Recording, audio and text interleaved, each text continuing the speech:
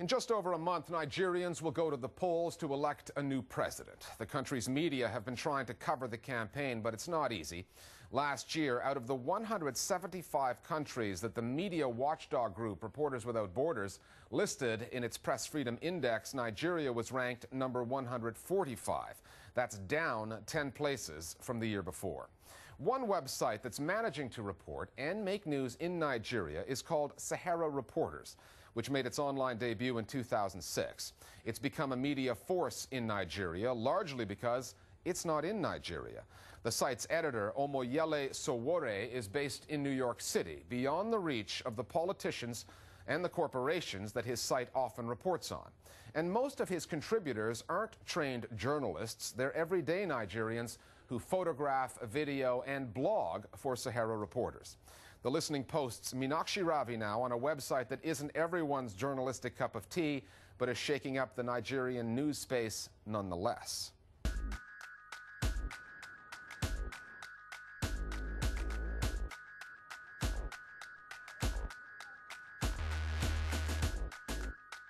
From his office in Manhattan, New York, Omoyele Sowore, the editor of Sahara Reporters, is whipping up a media froth 8,000 kilometers away in Abuja, Nigeria.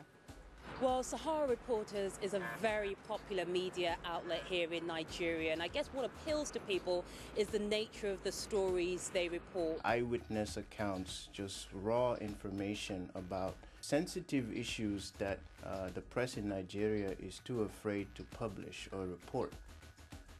Stories like the huge ExxonMobil oil spill in the Niger Delta last year, touchy tribal politics in Nigeria's various states. But the story that put Sahara Reporters on the news map in Nigeria had to do with the president, Umar Musa Yar'Adua. Thousands of protesters took to the streets of the federal capital territory, Abuja, to condemn the absence of Mr. President. Late in 2009, the president was sick and out of the country.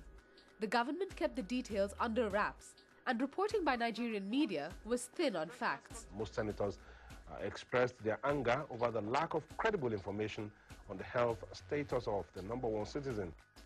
Sahara Reporters got the story, reporting where the president was, what the health issue was, and kept a running count of his days out of the country.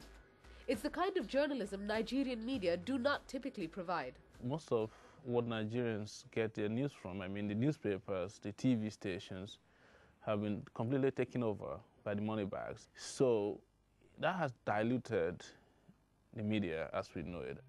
It's a media market that is dominated by politicians and influential businessmen, and it limits investigative reporting, and it leads to sometimes unethical journalism or unethical practices. But this is not unique to Nigeria. It happens all across Africa. Can we get an email, or you can send me a text, you know? Which is why Sowore's decision to base himself out of New York is a smart one.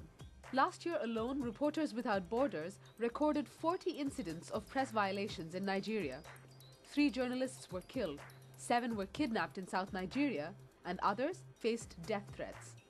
An office in Manhattan puts Sowore at a safe distance. Sahara Reporters, run from New York, allows this website to be free and independent of persecution and harassment. In the past, we have documented cases where Nigerian security have arrested individuals that were suspected of being affiliated with his websites. This is a website that is a target, a prime target for the Nigerian government. Because Sahara Reporters has been based on the web and overseas, there hasn't been that fear of reporting what they believe to be true. And I think that that's what Nigerians have really respected and embraced about Sahara Reporters, and that's why it continues to grow in popularity. Sahara Reporters, mostly I browse it on the net, and I find it very interesting. They give quality information. Sahara Reporters have really gone a long way to expose some of the ills of society that have been kept under the carpet by the Nigerian mainstream media. The website's popularity isn't just with Nigerian readers. A lot of the traffic to the site comes from people wanting to contribute. Sowore employs no formal staff. His website's tagline is "Report yourself," and he means it. There are people who are saying to themselves, you know, we used to consume news, but we can actually produce news ourselves. We are doing the part of media or news reporting that is too important to be left to journalists or professionals. It really has changed the face of online journalism with respect to the Nigerian audience. Nigerians love information.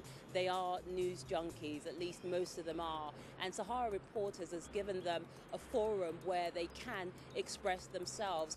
But while crowdsourced reporting can be powerful, and as Tunisia and Egypt proved, revolutionary, it also has drawbacks. One of the major challenges that citizen journalism faces is accuracy of information, because when you're getting thousands of reports, eyewitness accounts, it is difficult to sometimes determine whether or not these reports are accurate or not. Well, Sahara Reporters has been controversial in some respects, and Aljazeera have been a target of Sahara Reporters journalism. The president was plagued by serious bouts of illness. Last year, when the former president died, it was reported that the First Lady of Nigeria had approached Aljazeera about getting her brother-in-law onto one of our reports. And I read in their reports, my name was mentioned several times about approaches towards me by members of the family. Now, that never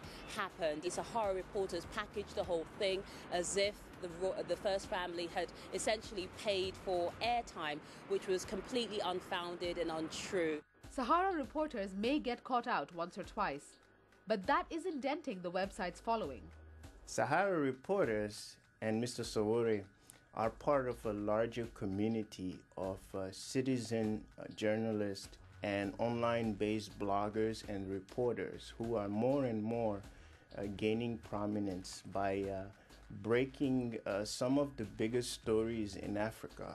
It is a wonderful phenomenon which has allowed so many other voices to join the debate. But the truth is that with social media, everybody actually controls their own media space now.